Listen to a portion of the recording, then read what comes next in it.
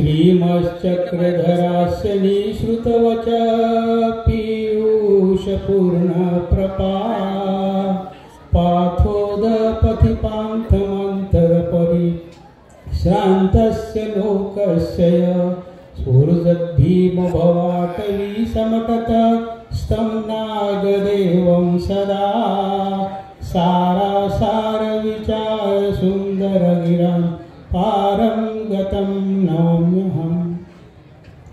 सर्वज्ञ श्री चक्रधर स्वामी की जय।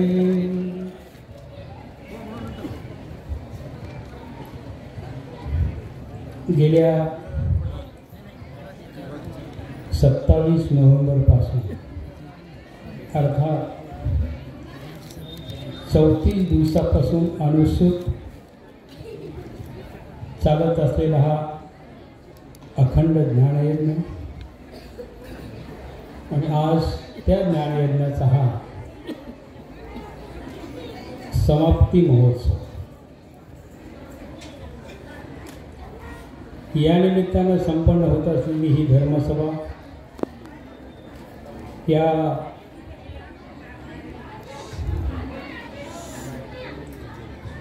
संपूर्ण कार्यक्रमाचे कार्याध्यक्ष आदरणीय आचार्य प्रभू श्री मचाले बाबा, ज्यांच्या मुखारविंदातून आपण हे ज्ञान श्रवण केले, ते या ज्ञानयज्ञाचे प्रवाचक आचार्य बरोबर श्री मोठे बाबा सातारकर, व्यासपीठावरती उपस्थित असलेले सर्व श्रद्धेय महान, या ठिकाणी या कार्यक्रमाच्या निमित्ताने उपस्थित असलेले सर्व श्रद्धेय महान संत, साध्वी, परिसरातील वासनिक बंधू भगिनी आणि सद्भक्त श्री सुभाषदादा कदम, डॉक्टर सुनील भाऊ कदम आणि नांदेड उत्तर या विधानसभाचे लोकप्रिय आमदार श्री कल्याणकर साहेब, डॉक्टर शिलाताई कल्याणकर साहेबांच्या धर्मपत्नी, नळेश्वरवासी तथा समस्त लिंबगावकरवासी सद्भक्त मंडळ,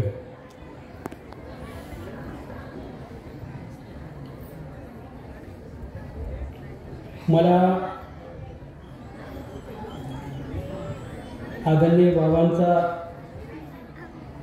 अतिशय सस्नेह असा आदरभर शब्दामध्ये फोन आला की मी अशा पद्धतीने हा कार्यक्रम या ठिकाणी लोकाग्रास्तव घेत आहोत आणि आपणही त्या ठिकाणी यावं, हा त्यांचा प्रेमळ आग्रह। माझी गती संत होती, निमंत्रण बारशाचं मिळालं, पोहोचलो।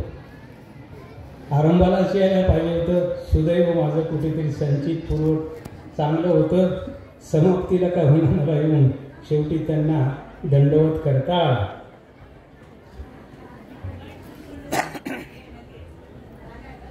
आजच्या या कार्यक्रमाच्या निमित्तानं एक प्रकर्षाने अशी आठवण होते। सन 1955 मध्ये महाराष्ट्र अधिकरण कैवल्यवासी प्रातस्मरणीय परमपूज्य परमादरणीय परमश्रद्धे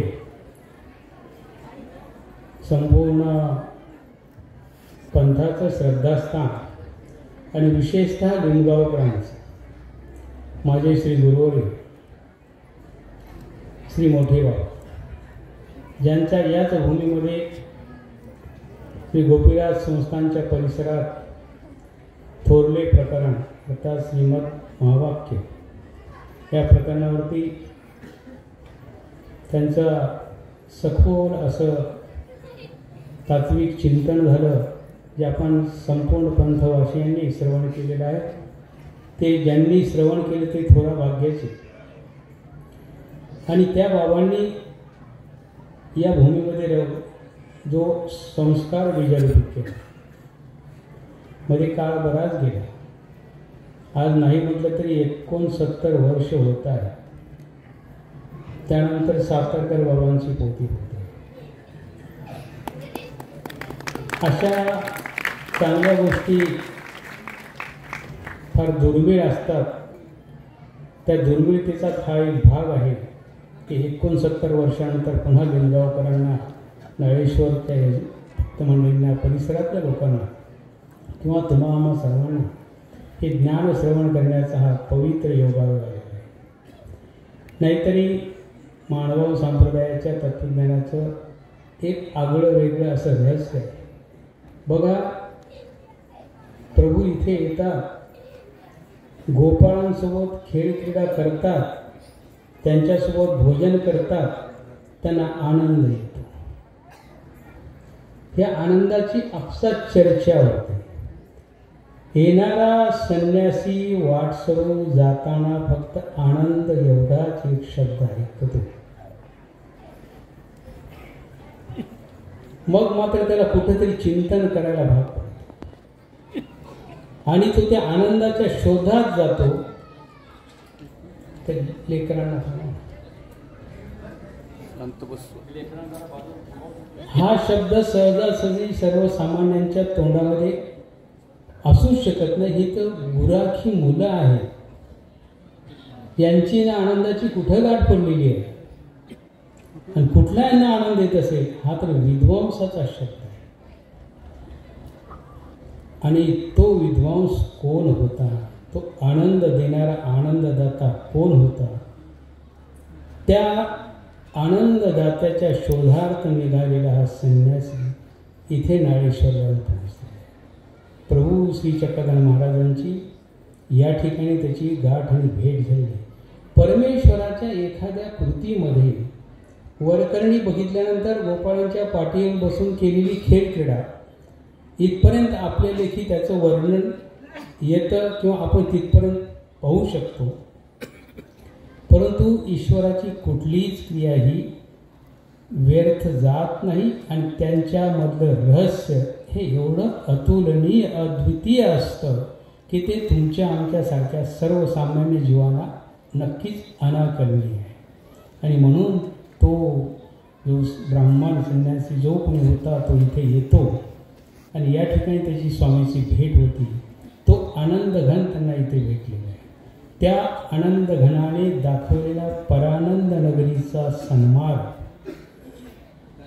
ज्या ज्ञानामधून आम्हाला दिसून येतो ते ज्ञान म्हणजे श्रीमद ब्रह्मविद्याशास्त्र. त्याच ज्ञानातील एक भाग आहे जो गेल्या 34 दिवसापासून आदरणीय श्रद्धेय बाबांनी आपल्या मुखारविंदातून विचार मालिका या महाभाष्यावरती त्यातला त्यांनी अर्धाच पार्ट उरकवला आहे. म्हणजे आता अर्धा अजून करणं भाग आहे. आता कोण सदैवी पुढे भेटेल, कोण त्यांना परत प्रार्थना करतील, त्यावेळी तो होईल यथावकाश. तर अशा तऱ्हेचा हा विचार मालिका महाभाष्याचा हा प्रवास, प्रवचनाचा हा भाग आपण गेल्या 34 दिवसापासून या ठिकाणी अतिशय श्रद्धेने आणि आदरपूर्वक श्रवण केलेलं आहे. सातारा आश्रमचा तसा एक लौकिक आहे.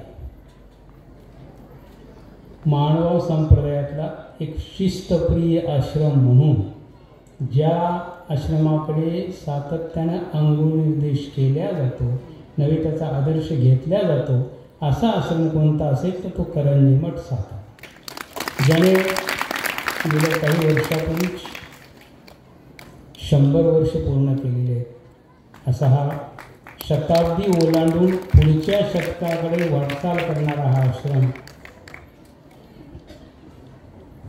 आता आश्रम शतायू झाला, बाबाही शतायू व्हावेत हीही मला एक मनातून शुभेच्छाने त्यांना व्यक्त करतो.